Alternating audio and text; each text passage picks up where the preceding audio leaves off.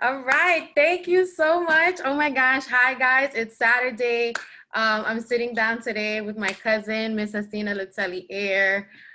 This woman is like amazing. She has like a huge vision. We actually like really connected on like financial literacy like over like this whole pandemic. And just like by connecting with her on one thing, like I just found out just how amazing she is and just Jesus. Like when I really got to know, I was just like, wow, like you're so full of goodness. Like I just felt like I had to sit down and talk to you because I feel like I want everyone to hear what you have to say because you just have like so much amazing things.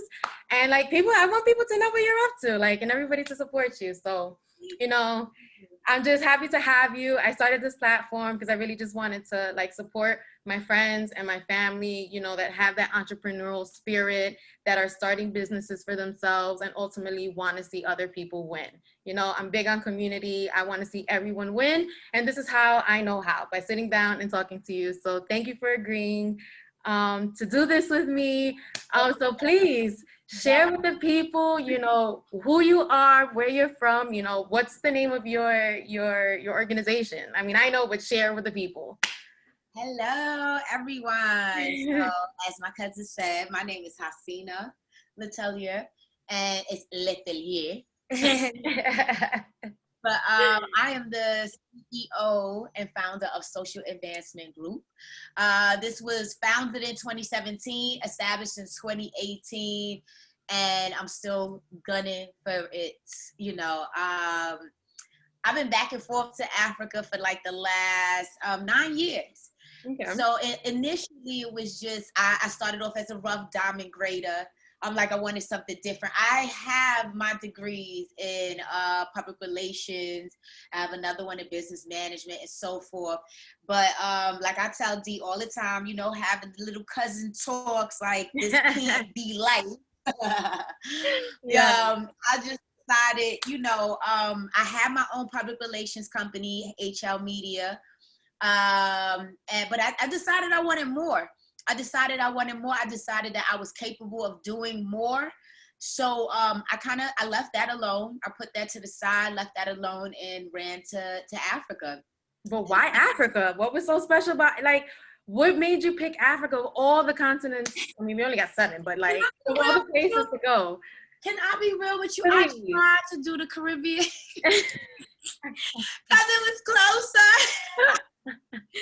But you know, situations happen. Unfortunately, the gentleman who brought me into Africa, we no longer have that relationship, but that just means that it was meant to happen. It's you talking about years ago during my public relations, media, whatever. This was it still is a friend of the family. Introduced, he met my mom. He's around me and my siblings' age. Okay. So, you know, my mother just thought like, you know, my mom cool. You know how my mom is. Yes. Like, you know, you should meet my Love daughter. And so forth. And we met and my life changed. Like I said, although we may not have a relationship, he changed my life in the sense that I went to Africa and I just seen so many people that look like me. Like his family owned all these hotels, these lands, these mines, just everything. So initially, now I am one of those people that I'm very independent. Mm-hmm. I like to do a lot of things on, not to say on my own. I'm okay with building and doing things together, but if it's something basic that I can't do by myself, then I have to find another way, because I just feel like things like that can be easily taken away from you. So while I was rough diamond grading, when you're in Africa, you can't even touch a stone. It don't matter. You got to get permission. You are getting locked up, girl. I have gotten locked up. And I just kind of felt it was time to do something a little different. Right. I think I love rough diamond grading, but I'm still working for somebody. So that was the issue. I needed to transition. I didn't want to get locked up again. So all I know is I was going back and forth. his family fell in love with me, came to the US and was like, look, we sponsoring you. Let's do some amazing things in Africa. And to give me that platform. Yeah. I can't even pretend I am blessed. I know I'm blessed. I think these men, I am surrounded by kings. Yeah. I'm grateful. So they came, they sponsored. It took me a little time because I Right. wanted to do it right. I'm older now.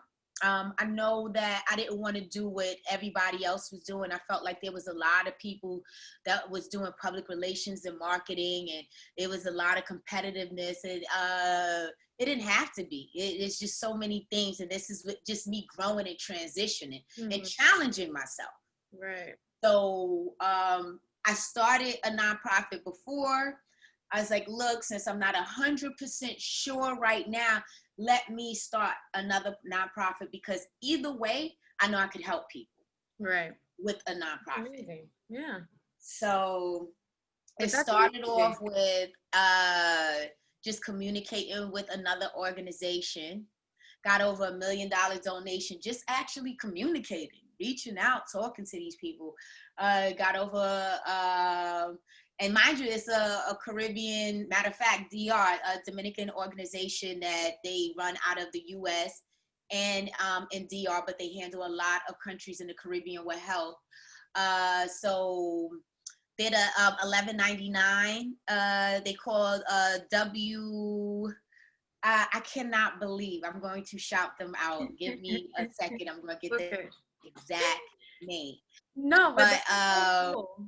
Because it's like, as you were talking, like I was thinking about, like, even when you first started telling me about rough diamond grading, I was like, wait a minute. Like, first of all, it's not something that I hear every day. So it was really like surprising. And I was like, wow, like it grew my curiosity. So I wanted to like look into it and see, you know, what else that was like about. So I was just like, wow, that's pretty cool. And it's just amazing how like just little things, you just start up a conversation with somebody, you never know what anybody's into, and then like that's how you learn. So that's like, that's so cool. And look at you now. So I'm just so excited for this. Go ahead, sorry, I had to fan out for 2 seconds. Who would have thought, you know, rough diamond grading, like who would Yeah. have thought?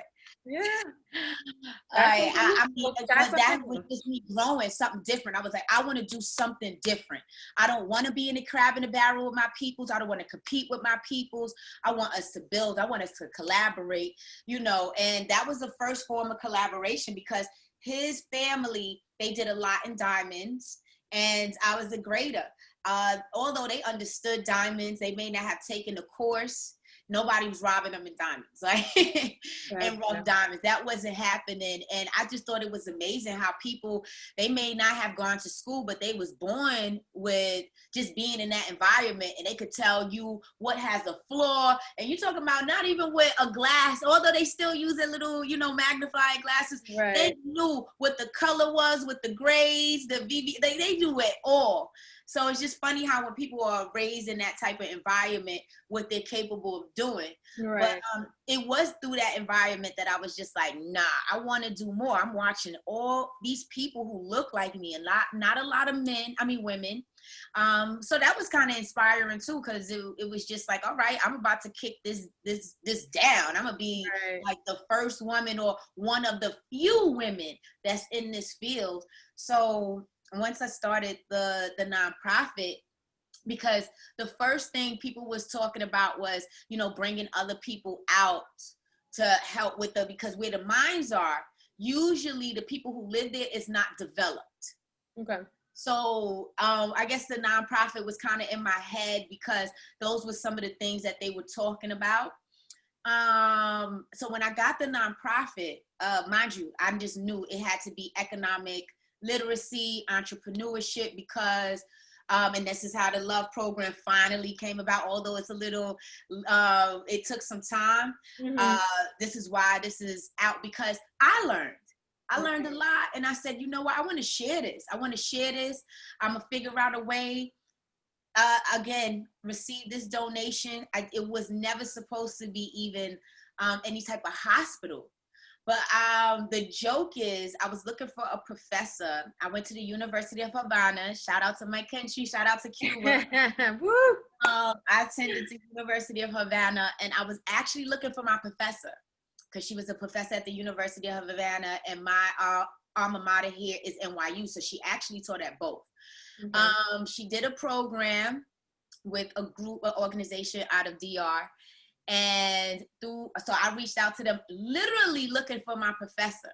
They liked what I was doing. They liked that I was back and forth to Africa, and they were talking about this donation.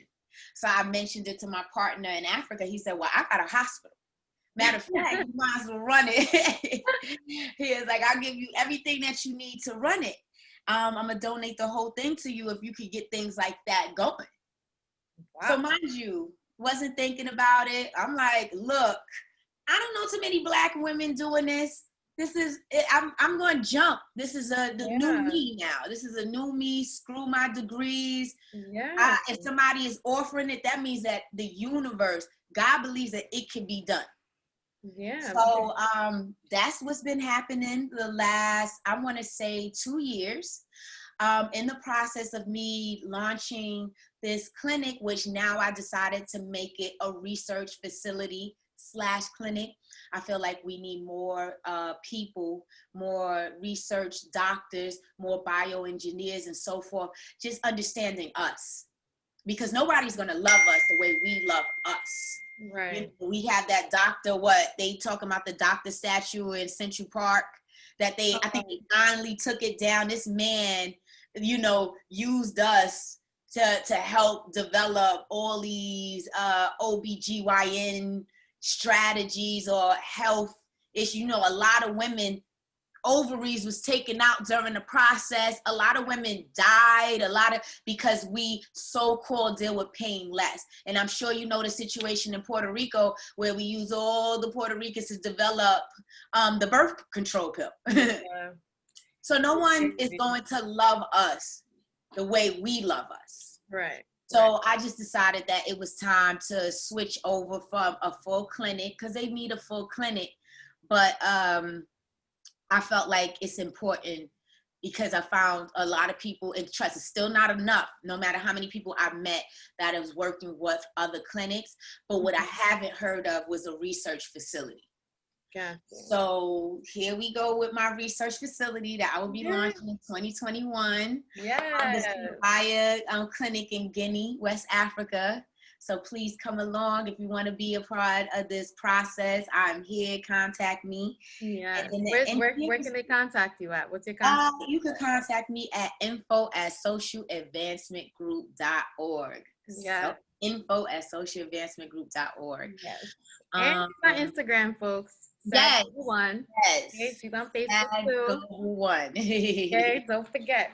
But like, that's such like a huge accomplishment. How does that make you feel? Like, for someone to give you a hospital, like, that's not something that happens today, and it definitely is not happening to a Black woman. So like, do you feel like any pressure? Do you feel like any like you have something to prove? Like, now that I have this hospital, like, what does that do to you? How does that make you feel? Sleep over here.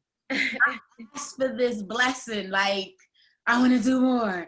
I ran to Africa or some Dave Chappelle. Like, I was like, what? It was around the time Dave Chappelle ran over there. I felt like that was my best friend for a second. I felt him like, yo, I want something of substance. I need to keep it moving. Like, so yes, that is a lot of pressure. But here's the difference too. Because of what we're going through, I really don't believe in pressure to that point. It's like, what's the worst that could possibly happen? That I mess up and then fix it? That's true. You know, what's the worst? We're not given these opportunities. So what is the worst that could possibly happen? That I tried? Yeah. You know? So that's what's happening. But you know what they say, you build, they will come. So I put the word out that I have this hospital and I want to put together a research facility. And so far, so good with the responses that I've been getting from other doctors, research doctors, bioengineers, and so forth. So we will be in Africa at the end of this year. Okay. Kind of developing to see where the space is, what we're gonna do, and I'm renovating everything so that it is a research facility. It Yep. is up. It's up. It's just that I want it fully renovated, nice looking. So, some medical missions until Yes, it that's happens. amazing. So You what know. kind of programs do you have going on right now? Like how can people get involved with your organization? Like is there a sign up list or like do you have like a newsletter or something? Socialadvancementgroup.org. Mhm. You're going to see a couple of other programs. Just go there, fill in your information, let me know what you're interested in, and I will communicate with you, give you further information on it. I have two programs. One, it doesn't matter where you are, and that's the love that me and you do together. Yeah. Had that program, and then I have a program out in Texas. So if you're in the Dallas, Fort Worth, Texas area, and you are looking for, it's called Roads to Industrialism. I started that program because I learned where the billionaires were. That's clutch. That's big. And they not sitting pretty anywhere. They getting their hands dirty. They anything dealing with export, import, agriculture, mining, anything like that. The billionaires are getting their hands dirty. So I just wanted to just kind of inform people, just give people other routes, to get to that area, from CDLs, understanding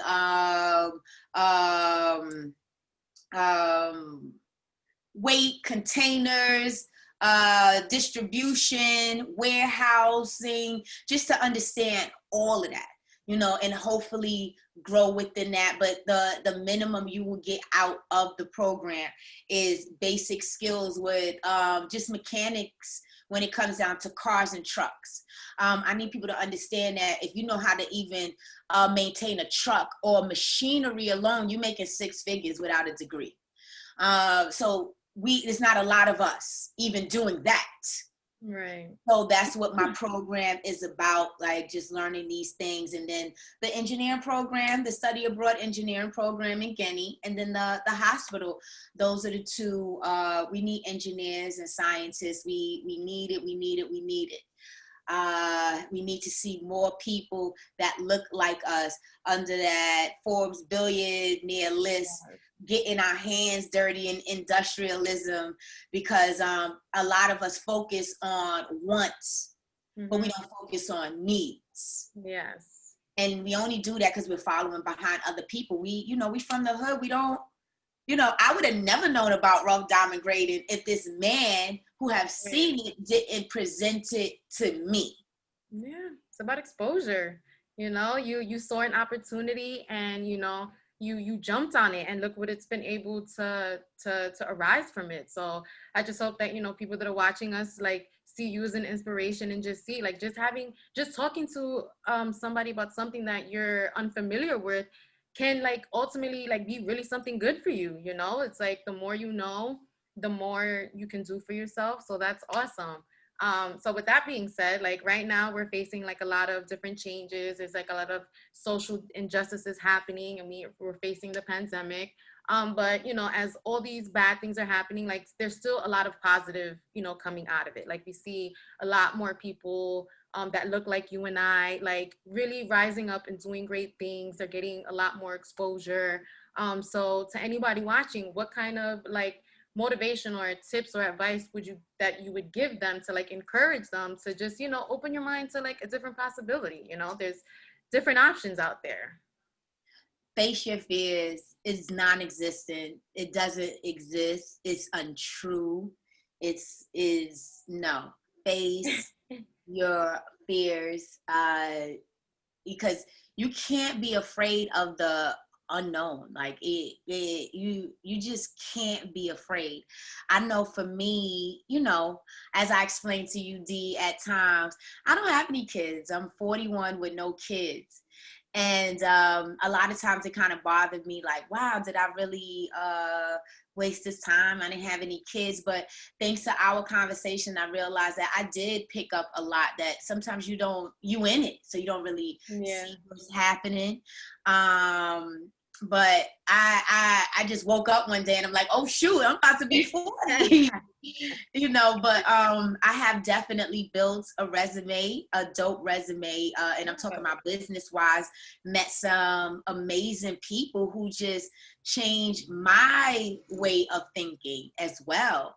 Again, I am I'm born and raised here, Americanized. So when you go to a country where we're fighting for a position. Whereas if they don't farm or they don't build, people don't eat, people don't go to school, so they don't really have a choice. So it's not their fear is if we don't do it, it's going to put our people in a worse off situation. Right. So I realized that I needed their fears. It was the opposite. Like if we don't do it, things aren't going to get done. Right.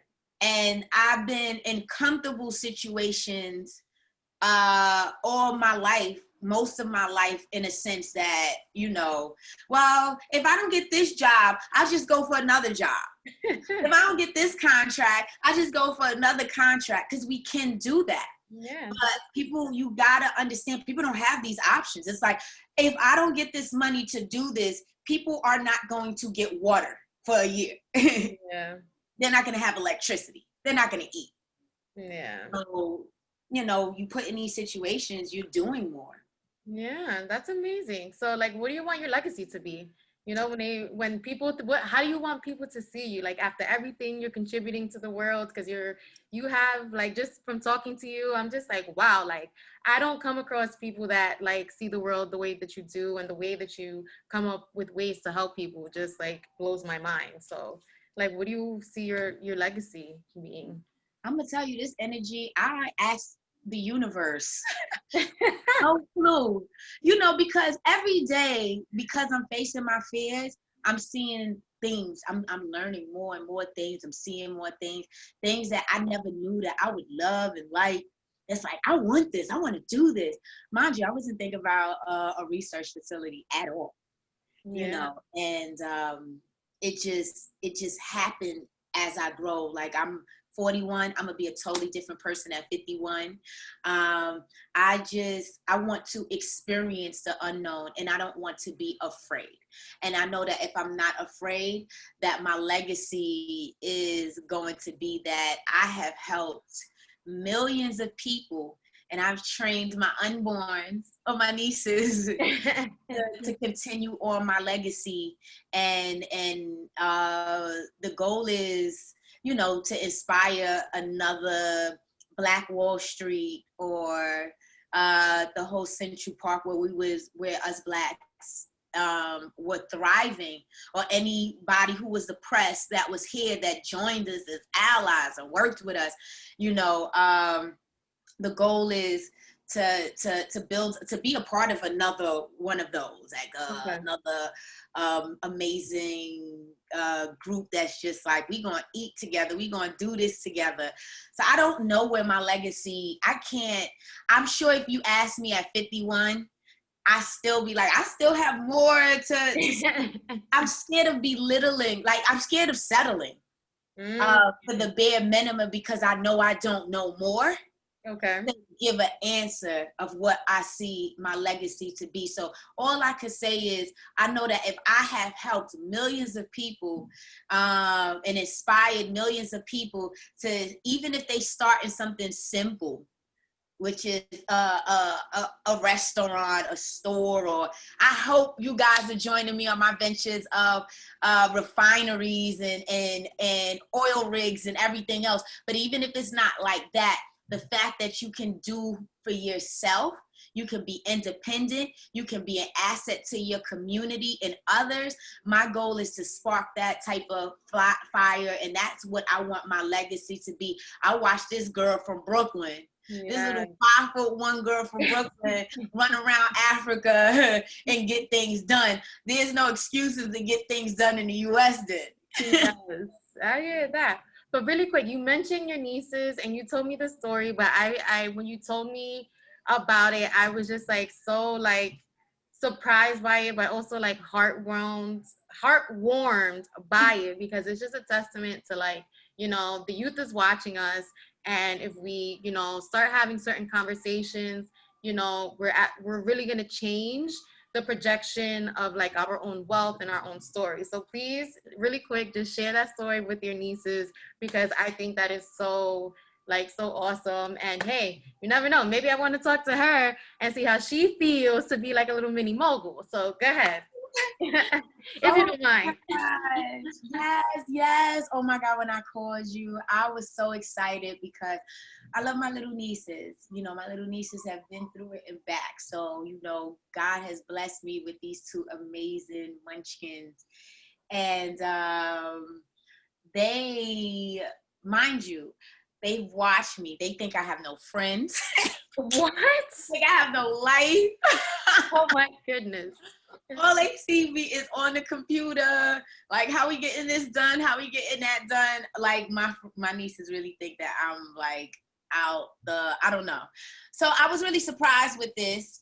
But I'm gonna say a couple of years ago when my niece, well, I first got that like that excitement, like, oh my God, they're gonna be entrepreneurs. When my niece, she was like about 6 years old, the oldest one. Now she's 10. Okay. She's like, I have a business plan, and this is what we're gonna do. And she wrote like big business plan and these business cards and scribble in it. There's nothing in it, but she was able to explain that she was starting a taco lemonade stand. Wow, look at that. And how So old was she at that time? huh? And how old was she at that time again? She was 6. 6. Look at that. 6. Okay. So mind you, I'm watching them as far as they're concerned. I'm not getting myself together. I'm looking crazy. So I did feel good when she said, because I didn't want her to only see that. I don't want her to be discouraged of my hustle, So fast forward, you see now she's 10. Last week, I think it was that I called you and she was just like, I have a business dilemma. I'm thinking it's something with the taco lemonade stand. And what my niece have done, she is an amazing artist. She draws very well. She could draw whatever, like box of Oreo cookies or the pancake box or Aunt Jemima, whatever it is, syrup, whatever. She's drawing whatever. And she actually draws the actual yes, the product, and then she seals it up a certain way. She stuffs it, seals it up a certain way. And this is like the coolest toys that I even play with. So while she was in school, I guess people really liked it, and she would make little things like that. Before she was making bracelets, like this little girl, she is not playing. Like, I'm gonna start this off. Is this not working well? I'm gonna try this. I'm gonna try that. But I realized how serious she was because school starts next week. And she realized that it was affecting her business. Wow. That she cannot, that she cannot make the sales and deliver it the way that she normally does. So she's like, I have a dilemma. I have these orders and there's no school. So I don't know how I'm going to deliver it and this and that and COVID-19. And I'm just listening like, oh my God, you really do have a dilemma. Oh, wow. Yo, I thought that was like so cute and like, hey, at least we know the direction of the youth. And like they've gotten creative. They've been able to use this time to do something great for the world. And I'm like totally here for it. So it was so good talking to you. I thought this was a whole lot of fun. I'm so proud of you. Like, I can't wait to just see, what else the universe has in store for you. You have a great vision. And, I'm here to support you in any way that I can. And yeah, let's keep rising to the top. Do you have any parting words to anybody out there? I want to say B is like the dope cousin. I'm just so happy we have teamed up for the love program. So just to have family that you could build with is amazing. Like I tell everybody, go out there, build with your family, your nieces, your cousins, your moms, your uncles, because it could birth something amazing. And look at me and my cousin, like I love it. I love the way we build off of each other and trust. We just gonna keep growing. And I still thank you for joining. I'm so excited. No, this is so good. This is amazing. The journey has been fun. Like, I'm so excited. I love you. This is dope. Like, yeah. So thank you for, being a part of this. It's good to see you, and we'll be talking, Enjoy the rest of your weekend. You too. Love you too. Bye, everyone. Bye, guys. And I'll see you next time. I don't know who I'm talking to next. But yeah, we're gonna keep this chain going. Bye.